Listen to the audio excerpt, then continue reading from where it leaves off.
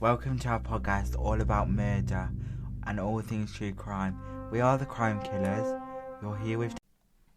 Welcome to today's podcast. Today we'll be talking about Eileen and John Wayne Gacy and how they link and how they both became how they were. And we'll also look at the similarities between them both. Yeah. So, John Wayne Gacy was a serial killer just like Eileen.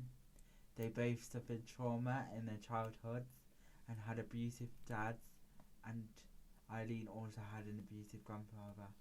They both took their trauma out on different people, and they both had the psychological issues on why this happened to them. They both killed people. John Wayne Gacy had a lot more victims than Eileen, but Eileen also did her fair share of killing. They both made it onto death row, and they were both executed by lethal injection. Eileen was the first woman in the USA to be on death row. John Wayne Gacy was one of many, but he was the first one with that many people killed in his crawl space. In Eileen's childhood, she was raped by her grandfather's friend at the age of 14. She then gave birth to a baby at 15 and dropped out of school. And she also had a vendetta against people who needed her for these specific uses. John Wayne Gacy also had a vendetta against certain people who would act out against violence, and because of the trauma that he faced, this carried on in both their lives through to their later years. John Wayne Gacy was close to his mother and his two sisters, but his father was abusive and he was an alcoholic, and he would belittle John when he was younger, and so he kind of had trauma stem from that. Eileen's dad was never really in the picture, but he was put in a mental hospital for child molestation when she was 4, and so she was sent to live with her grandparents because her mum wasn't in the picture at all as well. And so her dad ended up killing himself in the jail cell. Both Eileen and John Wayne Gacy, they both had bodies. They both killed people, and some of the bodies were not found. Yeah. And they were still not found to this day, so that is a big similarity between them both. They both knew how to cover their tracks very well. John Wayne Gacy had 33 bodies and Eileen had 7. And I think it was 5 out of the 33 were unidentified. And there was 1 out of the 7 that Eileen killed that was unidentified. And they'll never be found because by now their bodies have decayed completely. But the one that Eileen killed that wasn't found was called Peter Symes, and 2 people saw his car and saw 2 people near the car on the day of the disappearance that Eileen managed to kill him. Yeah. So obviously only Eileen would know where the body is, but obviously she died on death row. Yeah. John Wayne Gacy, he was mainly out for young boys, teenagers, because they were easy to manipulate, and he had someone work for him digging the graves, which is weird because he buried them under his floor in concrete, so there'd be no evidence, but obviously it didn't work. Eileen often went for older people as she felt anger towards older people because of what her grandfather's friend did to her and the repercussions of that, obviously what happened. Yeah. But I think she also got a thrill out of killing the people, just like John Wayne Gacy did. Yeah. And that's obviously what is keeping them closely connected, and it's very sad that they felt like the thrill, that's what they needed, like the rush. Yeah, like they felt something different when they killed someone. Like they had like this joy in their heart, and it wasn't sadness at all. And it's kind of like sad. If anyway, I think they both thought that they were doing good in the world. Yeah. As a matter of evil in the world. They thought they were doing the opposite by getting rid of these bad people. But if you really look, Eileen and John Wayne Gacy are the bad people in this instance. Because people lost their lives, selfless people who they didn't even know, and they still went on a killing spree. Yeah, and one thing interesting was when we were reading about the court case, they both kind of were given off the idea that they have physiological problems, where Eileen did, she had BPD, if I'm correct, whereas John Wayne Gacy didn't. John Wayne Gacy had nothing wrong with him, he acted it, whereas in Eileen's case, she actually did have this, and this could have stemmed from childhood trauma, it could have stemmed from the act of her grandfather's friend. I mean, even though she had BPD, even though she had BPD, it still doesn't give her the right to go on these killing sprees. And obviously in John Wayne Gacy's trial, it was proven that he was clinically sane. Yeah. So he knew what he was doing. I'm not saying she didn't know, but... It's like with BPD, it's borderline personality disorder, which is a mix of PTSD and it's bipolar, I'm pretty sure. And obviously, when you have bipolar, you kind of split into different people, yeah, you have kind like of thing. mood swings. You have bad mood swings. It doesn't give her anything. She should have done it, but if she got diagnosed earlier, she should have thought about getting therapy or getting help, because she's just killed a bunch of people and then basically got herself into more trouble than she was actually in when she found out she had it. Yeah. But I do think it does stem from their psychological thoughts and childhood. And obviously, they were only young then, so it plays a massive part in their mind and what they think is right growing up. Yeah. It's very different.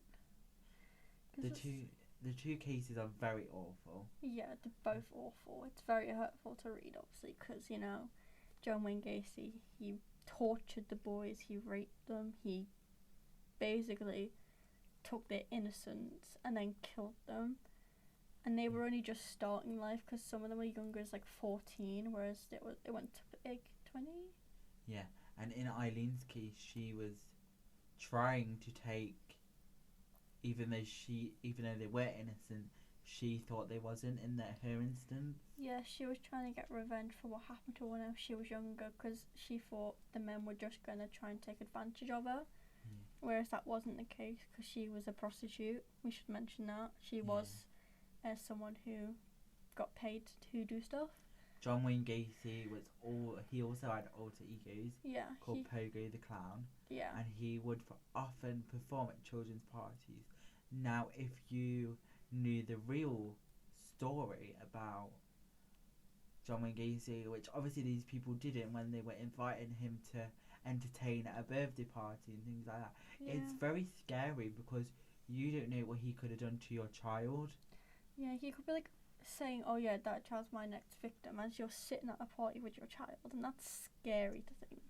Could you imagine then when it came on the news, obviously, that he had killed all them people? Could you imagine that the families who weren't affected, but they still went to parties that were performed by him? Can you imagine the effect it had on them? Yeah, I could never imagine that. Seeing someone on the news who's been at my child's party, it would be such a shock, because they put on this persona being really nice and kind, and you don't know the outside world of it, because they have this front. It's scary. I think a lot of people have a front. Yeah. And a lot of people tend to shy away and put this hard front on. But if you really delve into these cases that we've done, you kind of see the softness of them. Yeah. and why they did what they did, and it doesn't make it right, and I know it doesn't, but you kind of see where it all stems from and the troubles. But yeah, you just like kind of see where the troubles and what happens. So, obviously you researched John Wayne Gacy. Yeah. What did you think about his case? It was shocking to read because I didn't realise how many people got killed and like how young they were and all of that and like the stuff he'd done. I never knew he buried them under his in the floorboards for concrete so you can find the evidence. Like that did shock me quite a bit and it hurt because it was like flimming out. And like obviously he was a manager in a fast food restaurant, which again involves kids because it's McDonald's, place for kids to go get food and all them lot. Is there anything that really did shock you when reading on the case? Probably when we found how he raped his victims and strangled them and like handcuffed them so they couldn't get out of it. Do you feel like John Wayne Gacy showed remorse at the end of his life? No. For his victims? No. Do you feel that he has a regret? No. Do you feel like if he didn't get caught he would go on for longer? Yeah. You do, and that's kind of like a sad thought to think. Yeah. Because if he didn't get caught, how long would he actually go on for? I reckon until he dies himself. And obviously he thought he was very powerful.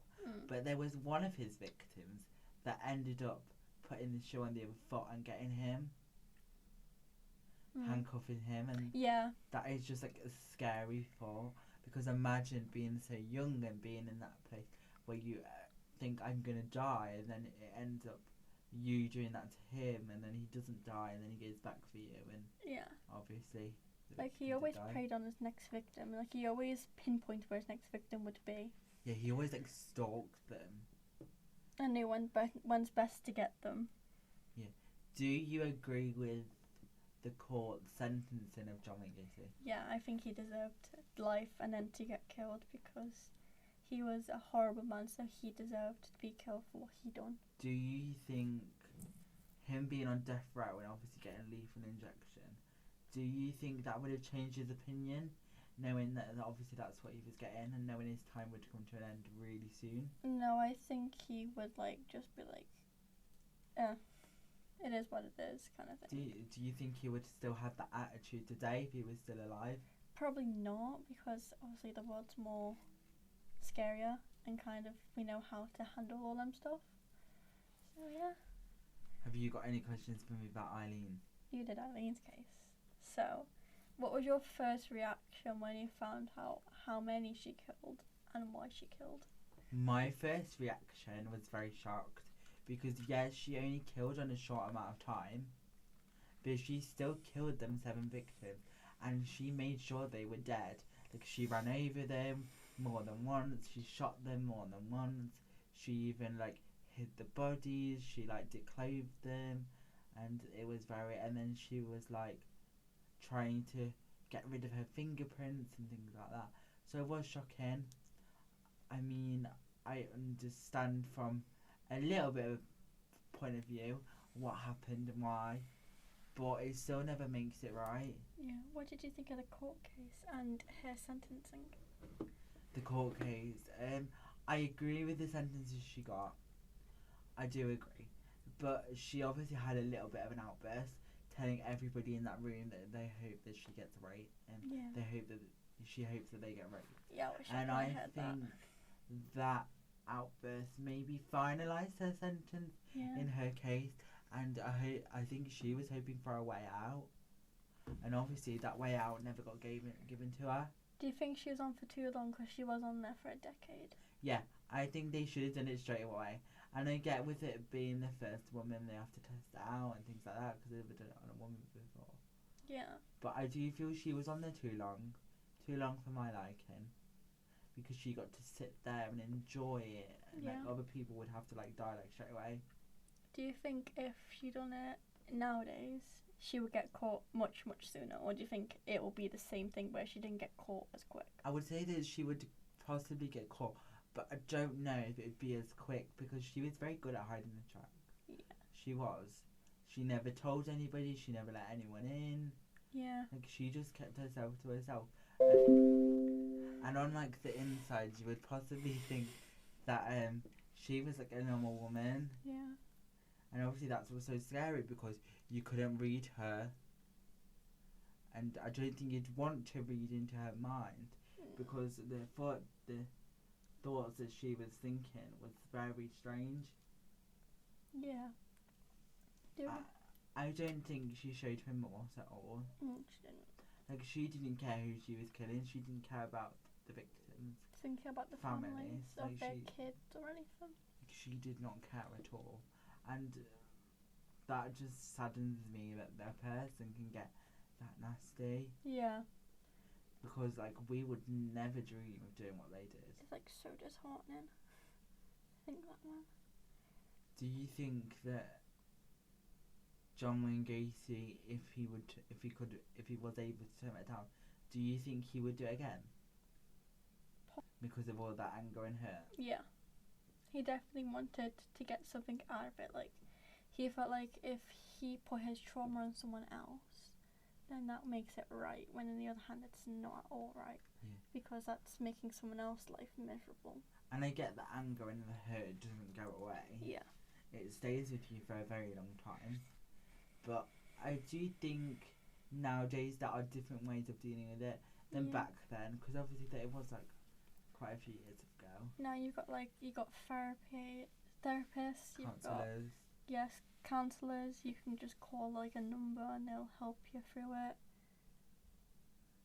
It's like it was a very odd time back then. Yeah. Do you have anything you want to say to conclude the last podcast? Not really. No. Well, this has been fun. It's been a journey. Trying to find why these people did what they did. Yeah. And it's been a very fun researching and knowing why they did what they did and the psychological event. Yeah, it's been nice, like, researching, like, everything. Not, like, nice, but, like, you know, it's been cool to figure out everything. Yeah. Thanks for listening to our podcast. If you want to hear more, sub to our YouTube Crime Killers for more podcasts. The podcast is an NCM production and recorded in the PM studio.